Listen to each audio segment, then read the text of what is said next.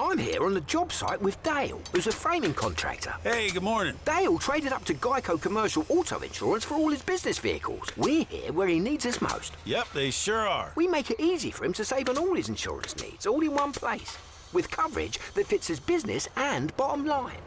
Oh, I shouldn't have looked down. It's all right. We're so far up here. Look at me. Take a deep breath. No, I'm good.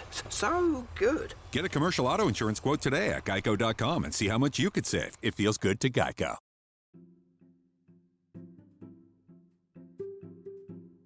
Welcome to the Priority Lane podcast, the show where we discover how to work smarter, not harder.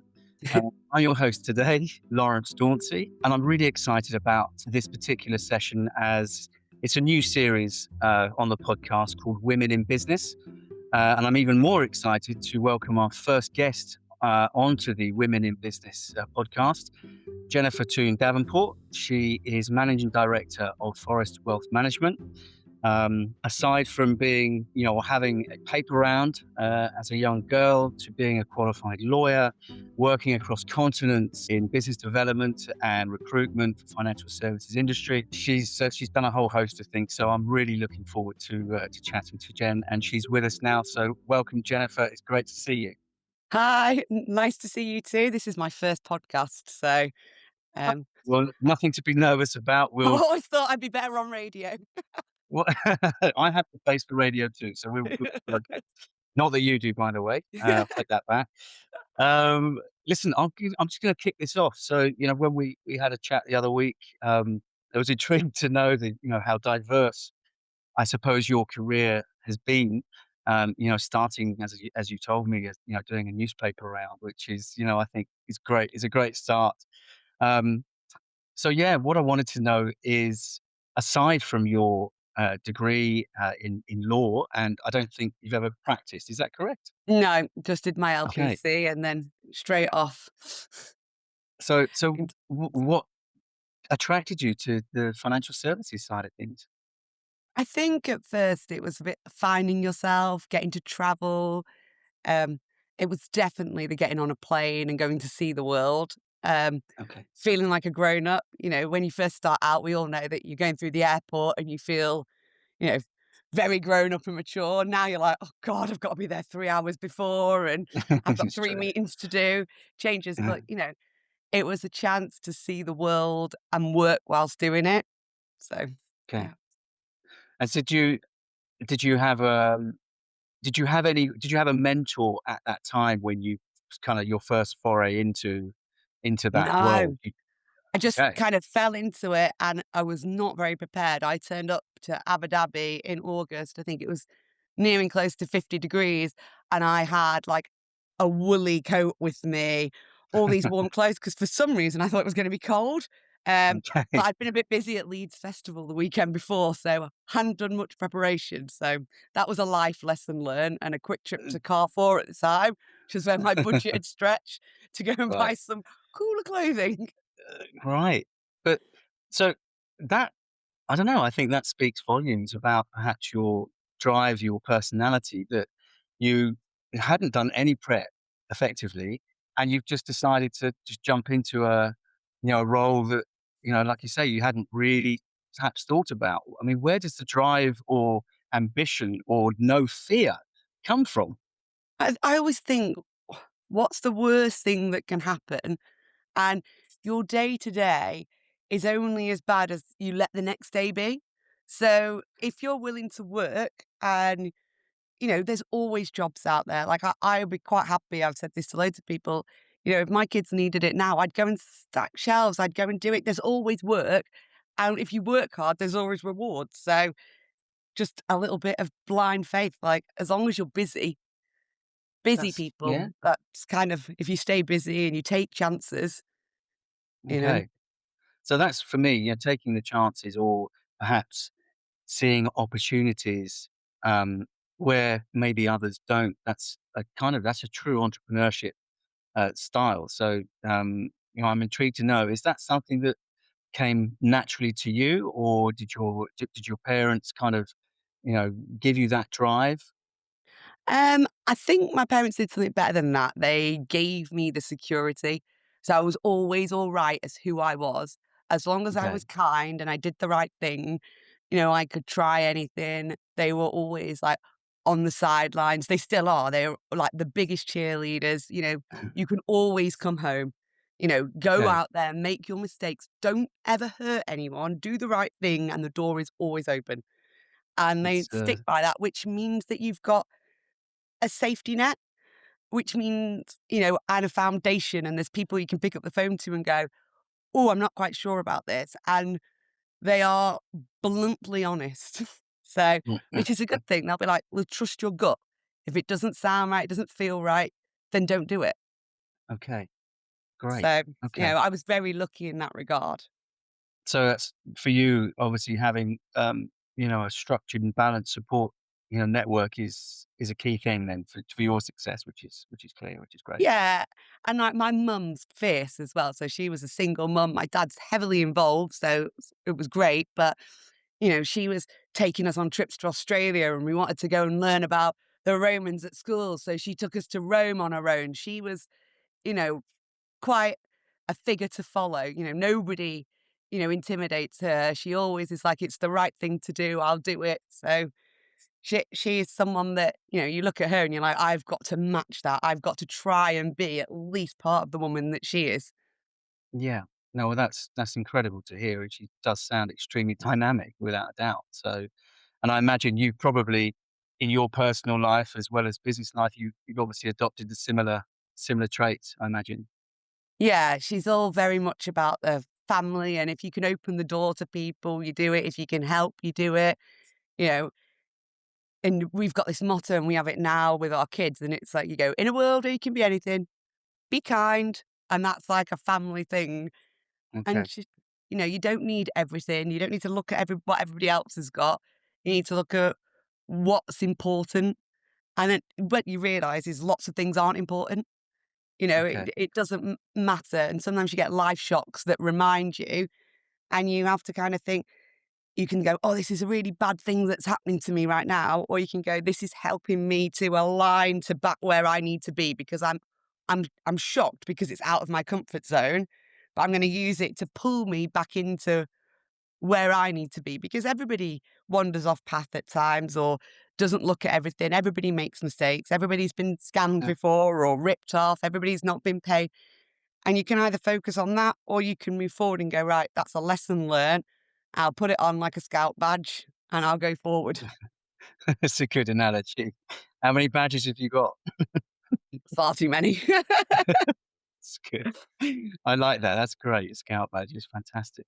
So now, obviously, let's fast forward to present day. I know, as I said, you've done lots cross continents, Asia and Hong Kong, all over, which is really impressive.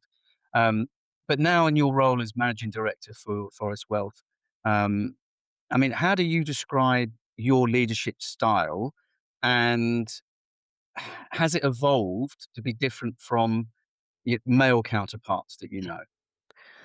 I think it's very different. I think in your 20s, you're trying to be the man and not, trying to act like Mr. Big and be one of the lads, try and fit in. And then in your 30s, I know I went through a stage where I was like, had kids and I didn't quite know what my identity was anymore. Was I a mother? Was I a parent? What does it work? And then I was like, does this make you weaker? And I was like, actually, no, makes you different. So I try and be like empathetic. Like, I like everybody to have my mobile number. I don't want to be a ball breaker.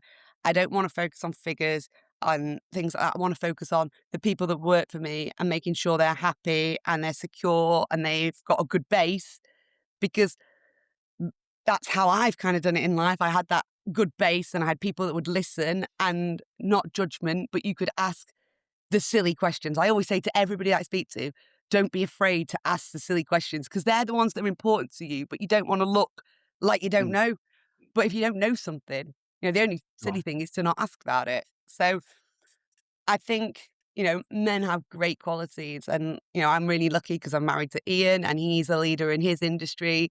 And we spend a lot of time talking about things, and he's got a very, pragmatic view. I'm more heart led, I would say. Okay. You know, But I think that comes from being a mum, and you see, different trials and stuff, and you want to help people overcome them. And I do think in our industry, there is a lot of toxic behaviors and bullying and, oh, you can't sign a check, or, what are you doing? And, you know, charts and, these people are good but there's great people that do what they want to do in life and they're doing good work that Mm. don't respond well to that. Yeah. And I don't necessarily think it always brings the right outcome for clients. You know, Maybe we should focus on who's got the best client satisfaction scores, who's done the best work, who's made the clients the most money, rather Mhm. than who's making the most money for themselves, the firm, and bullying people that don't want to do it. Because there is or over the years, there's been quite a bullying culture, being one of the boys, a lot of the incentives were very male dominated, sports, not saying that women don't like sports, but for me, Yeah. it's get out there. And I was just like, I don't Somewhat need that. aggressive, perhaps? Yeah. Yeah. There's Right. quite a lot of big egos involved Yeah. there. And I just think lots of people don't need that. And sometimes, men in our industry, I think it's a lot of the time we talk about women and what they struggle with, but men in our industry, because it is very male dominated, they Yes. struggle with the fact that they've got a lot of pressure. They're quite often the primary bread earner. They're quite often on commission-based roles. And rather than highlighting that pressure and keep compounding it and saying to them, do more, do better, do that, it's like, whoa, what do you need right now? Like, how Mhm. can we help you? Just take a step back because Yeah, it will come. You are really lucky. Your skill set is yourself, right? You need to look after yourself and then you can give out to other people. sure. Ignore the company, ignore the noise. Like, what do you need? If you're full and you're not worrying, your clients are going to be better looked after, your family will be better served. But work is the last thing on the pecking order. The company should Okay. come last before, so I think for me, lots of companies are corporate profit, then the directors, then this, then, and that Yeah. puts the clients at the very bottom. Whereas I'm like, if you think about the clients and then the admin and all the controlling, supporting functions that help us, if they're happy, your ship runs so much better. Then the advisors make sure they're listened to, they're supported, they can ask questions, that you're accountable. Because if you're accountable to them, then they become accountable to their clients. You treat people how you expect them to treat others and yourself. And then you and the company are the very last person. Yeah, But if you've poured enough in, there's enough left for you. sure. But you have So to it's a pour true in first. it's a true nurture culture, which is I absolutely agree. You've so I was going to, say to you, ask you a question. When I was a guest actually on the priority lane myself, um, I made a comment and I quote, in business, it doesn't mean you're weak if you show empathy, uh, and you're nice and you listen. And of course, I was going to ask you whether you concur with that, and if so, how high do you hold those three things, in regard, empathy, listening, and actually just being nice? And you've just given me the Yeah. answer clearly. I So, think it shows a strength. It's easy to lose your temper. It's easier to uh, be mean. It's a lot harder to think, where are they coming from right now? Like, y- you know, anyway, I really couldn't really be a shouting, screaming because I'm like 5 foot nothing, and most of the people I work with have got a good foot on me. So I'd be like a tiny little child trying. I'd be like that child having a wobbler in the middle of Tesco's. on the floor. Yeah. So That's- you have to choose another route. no, fair enough. Okay. Well, listen, I just love that whole nurture engagement. And that's obviously something that you really put to the fore in your current role. So you're actually really looking after, the advisors that work under your umbrella, and I think that's um, certainly something to be lauded without a doubt. So I mean, amazing, amazing approach. Um, I mean, in across your career, what I'd like to, I mean, how have you ever approached navigating those power structure differences? How have they changed from your early career to now? Oh, I used to want to fight it. I used to think it's so unfair and, Right. I want to change everything and, this isn't, and you'd shout and the problem is a lot of the time then when you shout and scream as a man, you're powerful. And when you shout and scream as a woman, they're like, whoa, she must be hormonal. Give her a Right. bar of chocolate and tell her to be quiet. And so you have to learn that that doesn't work. Um, and a big lesson I had, my daughter's got a teacher, deputy head teacher, and she's absolutely wonderful. But when the children are shouting, she quiets because you can't argue with someone if they're not arguing back.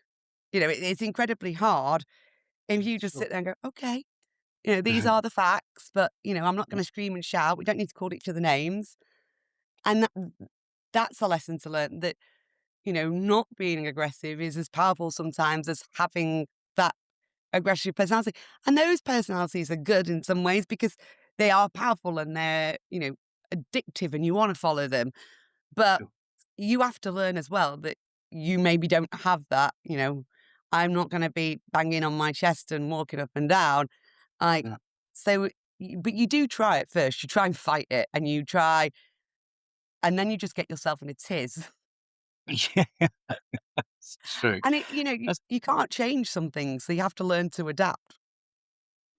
that's You fair. know, So how would you in that adaptation, and obviously you've mentioned, what I mentioned about the human element, something that, I talk about a lot, but you've mentioned that where you're basically crossing over from your home to your work life, and that balance, as we all know, has always been tricky.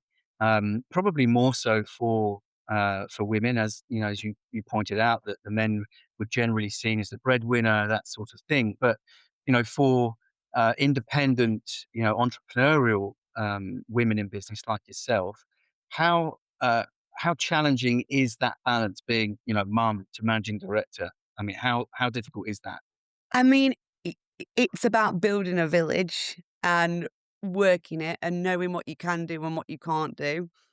You've got to put your kids first because they only get one run at having parents. They only get one run. They're only this little for so long. You only get so much time when they're just little sponges. So they come Yeah. first. But I'm really lucky. Obviously, I've got good parents. I've got an amazing, like commercial director, Tom, who works with us, who keeps me very organized. He almost plans in advance. Like this week in May is normally sports days. So, we're not going to put in a track trip there, whereas I'd be thinking last minute. And then, over the years, I've made lots of good mum friends that are also juggling big careers. So we do a lot of like, it's school holidays. Like I'll take them one day, you take them all, and there'll be 12 kids running around on one day. But then you've got 4 days, which you can do. And also, most things can be fixed on a mobile phone. If you've got a good team that you trust, if your company can't survive you taking a bit of time to go and watch a school play and putting back in, then you're not doing something right. Because, and the same for everybody. I would tell everybody in my team, like, if your child needs you, that child comes first. You can cancel any meeting with me, you know, because if it's the most fundamental thing, we're here to build families, Sure. and then I think people kick back. So, and I think COVID did a lot to teach people that there is a balance going on because it was all before everyone is in the office and then they're panicking and Yes. there's a lot of stress. Whereas now people are like, oh, I need to work from home today because Johnny's got a tooth appointment at 2 o'clock. And it's a lot more accepted for people to say, I do have these other things and they are important. But I think if you allow people to put their family life, you're not saying go off and play golf all day, but, if your child's poorly, be at home with them, do admin, Sure. and then 2 days later they'll be better. They can do all their calls and meetings then. And, but they put more in, they feel like they're listened to. They're not stressed. They're not trying to hide things, because Sure. people go through things and you've got to remember your team are people. And like, if they remember that, they also remember that clients are people and clients have their own stresses and worries. And it's not about selling products or doing this, which comes organically with advice. If you give the right advice and you think about their family situation, you build that business underneath you as an advisor or, whatever. Um, but I do think, balancing is a trick. I think you have to be really organized. I've had to learn that. The diary is key, you know. Yeah. but that's for me, it just displays, an acute skill of communication, which you clearly have. Um, Yeah, and I don't shut up. yeah, no, no, but communication is the key, I believe, and it's certainly in managing a business as you do, as you've just mentioned, you're communicating with your team all the time, and if it's awareness as well. I think is a key driver there. You're aware that other people have they've got lives, they have different things that happen, and it isn't just your team in the company, it's your clients as well. Because as you said, we're people, everyone's human, and we all have those pressures. So I think it's a real breath of fresh air that you are very strong on pushing that forward at Forest Wealth. I think it's a huge attribute, and no doubt you're enduring some significant success. I would hope. Yeah, it's going Um, well. that's good. In terms of the that communication, your team development. When we spoke the other week, you mentioned that you were kind of brought on to recruit and bring on new talent to make teams more productive. Effectively to be more successful. I mean, how did you go about that? How did you I What is it that you use to Yeah. identify? No recruitment training whatsoever, but realizing pretty quickly that if you didn't tell the truth, it went horribly wrong. And if you put a bad apple or the wrong apple in the wrong team, it throws the whole team off. So even though they could be perfect somewhere else, you were quite I was quite open to going, right, you know what, you're not right for this firm. However, I know such and such at this firm. You don't earn anything for doing this. Go and give them a call because that's better for that person. 5 years later, they might be in a different place. So might you. They'll come back to you because you've given them honest advice. But also knowing that when you put, and you've done it before, you put the wrong person in. So you put someone that's quiet and sensitive in with a really rowdy team, they become Mhm. more withdrawn. That team isn't fully gelled. It's always been, you've got to look at skills are quite simple. Yeah. Are you qualified? Have you got the degree? Have you got the qualifications? Can you do the job? Yes. So it all comes down to personality, really. And Okay. lots of people put it down to other things like performance figures, but you put the right personality in the right spot with the right team, you'll get the figures. And sometimes you won't. But Yeah. that's okay because at least you've not disrupted the team. So the rest of the No, team that's will still float. But yeah, I think that's the biggest part about recruitment is knowing that you could have somebody brilliant on paper that bills really well, but that one person can knock out five other people that are already performing. yeah, understood. Okay. So that I mean, that's a very I mean, that's such a skill to be able to identify, who's gonna work and who isn't. So, and to again, for you to have taken on roles like that without any proper, sort of training is a testament to what you do. So, I mean, yeah, I'm Uh, I'm sat here thinking, I'm such an underachiever. No, no. I think, I used to work for a guy called Tim, and he was a lovely, real nice guy to work for in this industry. Um, Very focused on his family and his kids, very, didn't see women and men, just kind of saw people and their potential. And he pushed me out. And I think he saw that. He kept saying, when you're older, Okay. you will be brilliant. You just need to hone it. Don't go jumping first in. It's like dating. You just need to take your time, get to know them, you know. That's interesting. So effectively, he is a mentor of some Yeah, I description still in a speak certain to way. him. That's great. I value his opinion. He's always been very supportive, even when I've moved on and worked elsewhere. So, but yeah, I was very lucky, I think, in financial services being young to work for a company that was headed by someone that was not necessarily aggressive, like that was Sure. took the more gentle approach, that wanted to get to know people. Obviously, everyone's got their own opinion, but my opinion was that he was a really good learning curve for me. Yeah. So, Well, that's I mean, that I think that's great. The fact that we have, that demonstrates that I know that we had a joke, about men and women in the workplace, but to have a male entity, shall I call it, that's, helping you or at least supporting you, and Yeah. giving you the right direction rather than, shouting you down, I think is proves that the empathy side of things What is a also key thing. shows you what you will tolerate and what you should tolerate. Because then Interesting. when you've worked for other people that don't do that, and it's like, from the be on the inside and piss out on people, that approach and the shouting and the toxicity, I'm like, no, you don't need to be like that. And I don't need to have that in my life. You know, there is plenty of good places you can work, good people. Forest Pub is not the only great company. Like, I love what we're doing, but there is great companies out there. And I believe that, the industry as a whole needs to value each other, don't throw stones, all lift ourselves up together so you can be a bit like car manufacturers where you'll have Audi, Mercedes, BMW, Range Rover all on a forecourt facing each other because somebody's going to go and buy a luxury car that weekend Yeah. and they might as well be all in together so that they've all got a chance of everybody walking around all of them. But you don't ever go into BMW and BMW go, "Psst, Mercedes, they're bloody," they don't. They're like, "Oh, Yeah. that's a great car, but look at what we can do. Of course. Look at Yeah. this. Oh, have you seen the body on this?" They don't talk about the Mercedes body. They No. are like, they're quite comfortable in that their product is an equal and it is about the consumer and the fit. So they put Of the course. consumer first. And that always, like in our industry, there's a lot of, "Oh, there are clients, there are clients, there are clients." The clients are people. They deserve, you can't have somebody that's worked for you for 8 years who decides to move on, who's self-generated, on commission, all of their own clients, looked after them, sat with them when they've had breakups, when mum's died and done all that, and then say, "They're brilliant, they're brilliant, they're brilliant," while they've got our badge. They move across the street and you're like, "They're awful, they stink." Well, if they were so awful, why did you have them under your badge?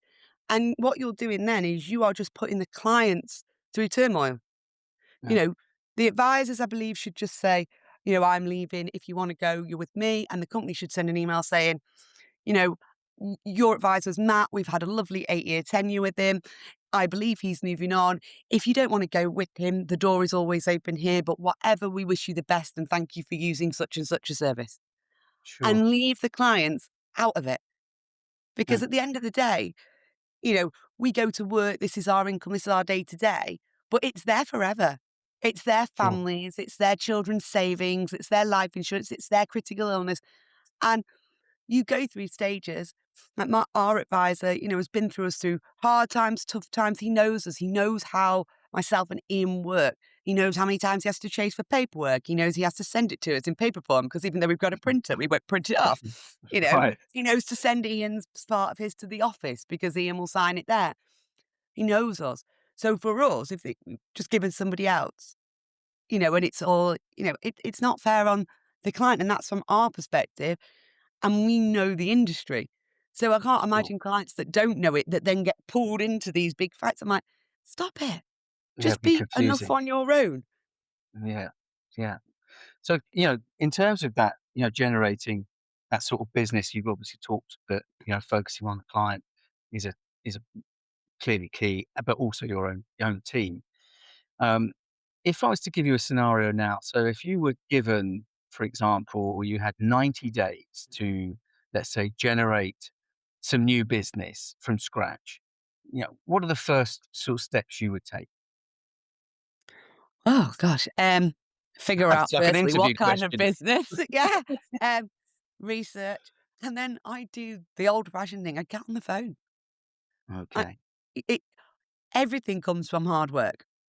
You know, if you take shortcuts, if you cut corners, if you try and take other people's stuff, like it's short lived. We've all seen so many people that come in, they do £500,000 for 2 years and then never heard of them again because they've sold loads of people a load of rubbish and they can't renew on them.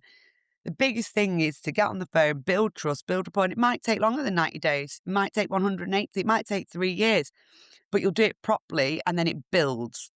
You know, I went for lunch with an advisor yesterday. Chris, who's like a key member of our team. And he's got a brilliant client bank and he's going for dinner with them. And, he's just grown. And as they make money, he makes money. But He's not trying to pull it out. He's not trying to put them in anything risky. He knows each one, and that's what advising should be. It shouldn't be oh, we need to make this much profit in 90 days. It should be, let's look at what we need to achieve for the client, how we best do that.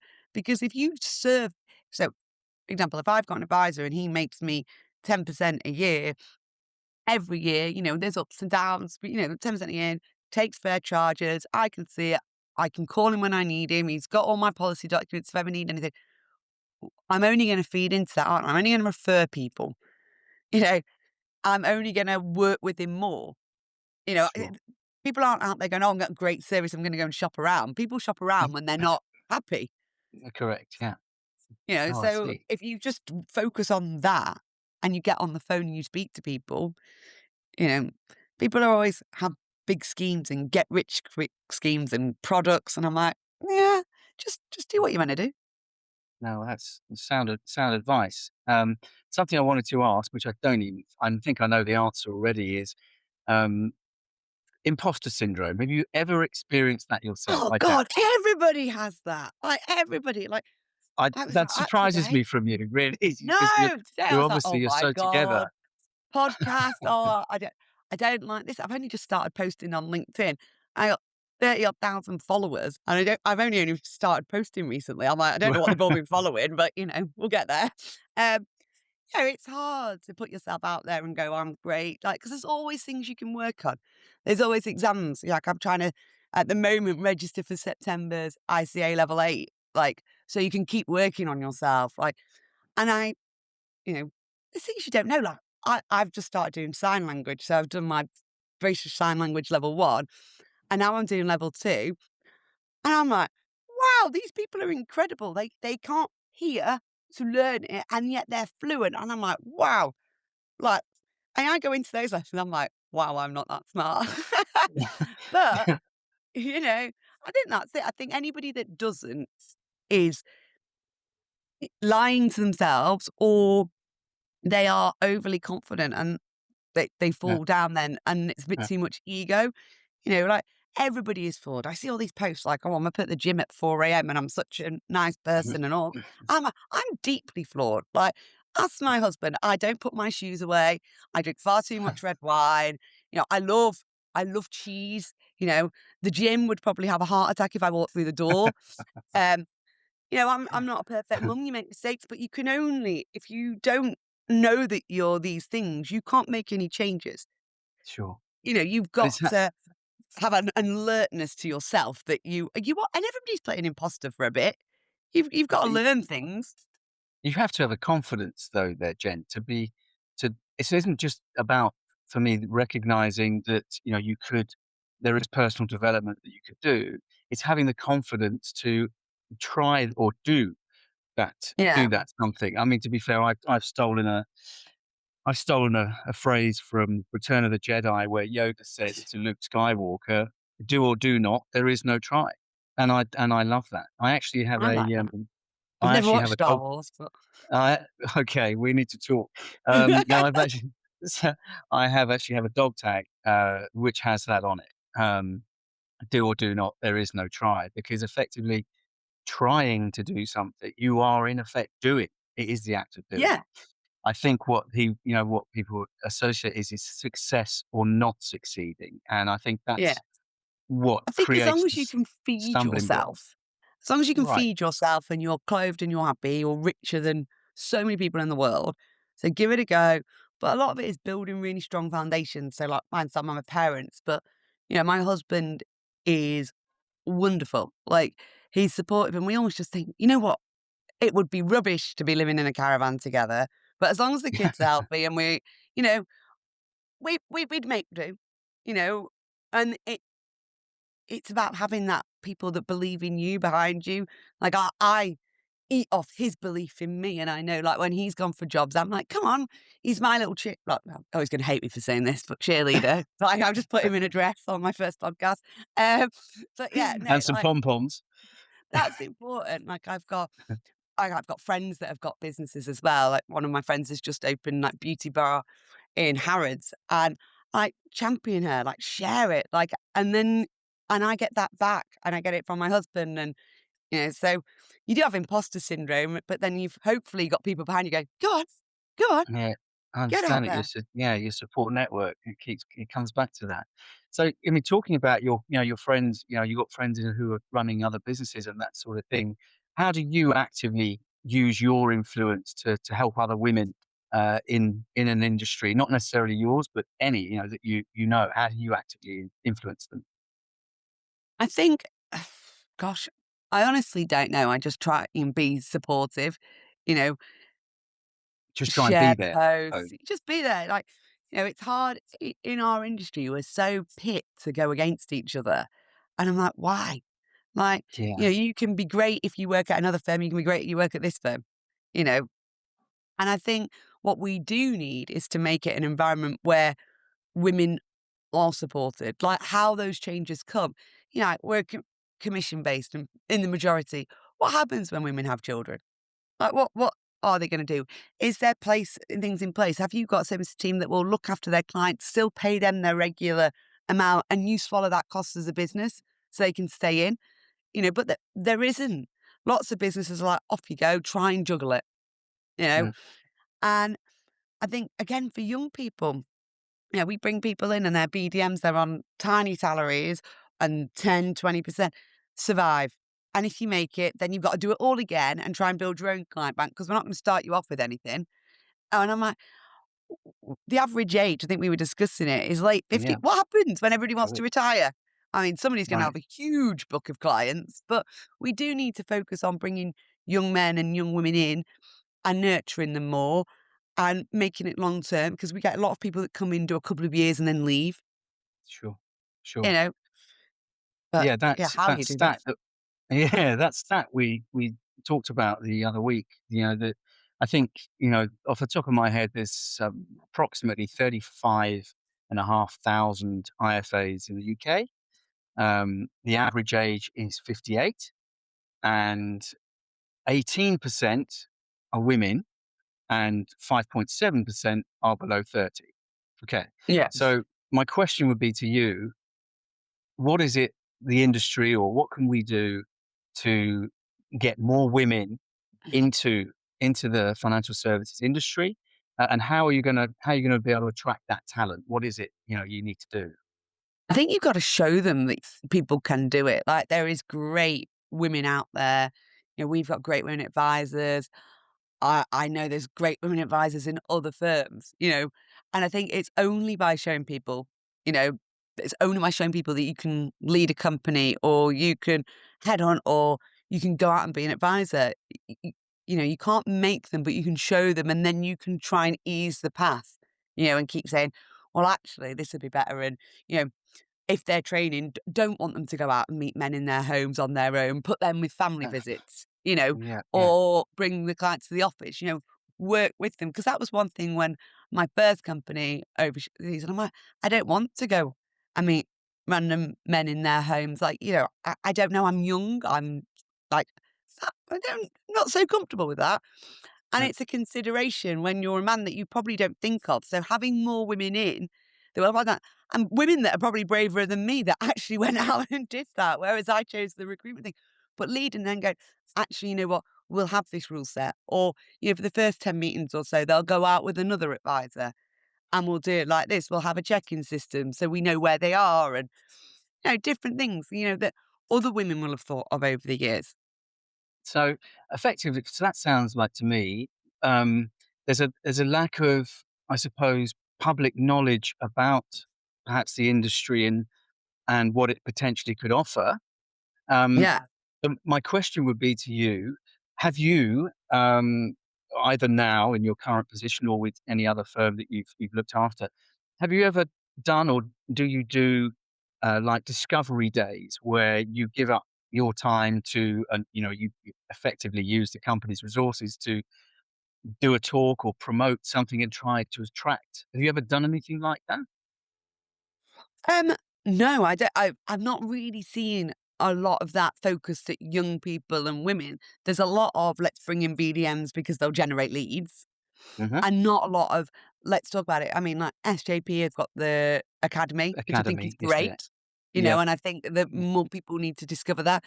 Um, But, I think they need to come out with a structured learning plan. They need to know where they're going. And, it is hard at the beginning. They're young. And, as a young person, you're going in, but that comes with education. If you educate them, you can go and see a lawyer at a big firm and they might be 27. I'll still listen to them because they know more than me, Yeah. but we need to make sure we're educating them and that they're getting the qualifications and that they are sitting with advisors all the way through that. So they learn it so that when they do go out, they're not just young and inexperienced. They're just younger. That's a good point. So I suppose that leads me to a couple of closing questions because I'm just intrigued to hear from you. What piece of advice would you give, not let's say your younger self, but what piece of advice would you give to, any young women thinking about or not knowing about coming into the financial services industry? Give it a go. Don't change who you are. You've got different strengths. Just find them and it'll be great because it's a great career to have when you do have children when they're older because it's more flexible. You can do it. You just have to do it a different way. Okay. Believe in themselves. That's a good one. Belief, surely. I understand too. And I imagine. tally up with other women. Women champion women, like me and Sarah work together so closely. Like, you've got to build each other up. You are in a man's world, but that's changing. Like, my children are now coming into my life. They're 3 girls. They need to see women working because financially the world's a different place. You need 2 incomes, or most families need 2 incomes. Agreed. They need to learn to work. And I also think, the dynamic of life is changing. And if they've got their own money and they've got their own career and they've got a husband, they can make a real partnership, a team, rather than reliance. And, then it's like, oh, we're having a baby, but I'll take this part of this slack and we'll build it up because we're building something together because they feel like an equal. None of my children will sit down and listen. That's why I want them to learn. If something's wrong, they've got to say it. They've got to act on it. You're not alone with that. I'm pretty sure. That's for sure. I'm sure. Well, listen, Jen, thank you so much for your time. Just as I said, breath of fresh air, enlightening, and some very strong advice, which I really appreciate. So thank you for joining me. This is a Priority Lane. I'm Lawrence Dauncey with Jen Toon-Davenport, and we're going to sign out now. But thank you very much, Jen. See you next time. Thank you. Yeah. This episode is sponsored by My Brokers app, a white label app built specifically for financial advisors and wealth management professionals. If you want to know how you can have your own app exclusively for your business and your clients up and running by this time next week, visit mybrokers.app or download the free My Brokers demo app from your favorite app store. I'm here on the job site with Dale, who's a framing contractor. Hey, good morning. Dale traded up to Geico Commercial Auto Insurance for all his business vehicles. We're here where he needs us most. Yep, they sure are. We make it easy for him to save on all his insurance needs, all in one place, with coverage that fits his business and bottom line. Oh, I shouldn't have looked down. It's all right. We're so far up here. Look at me. Take a deep breath. No, I'm good. So good. Get a commercial auto insurance quote today at geico.com and see how much you could save. It feels good to Geico.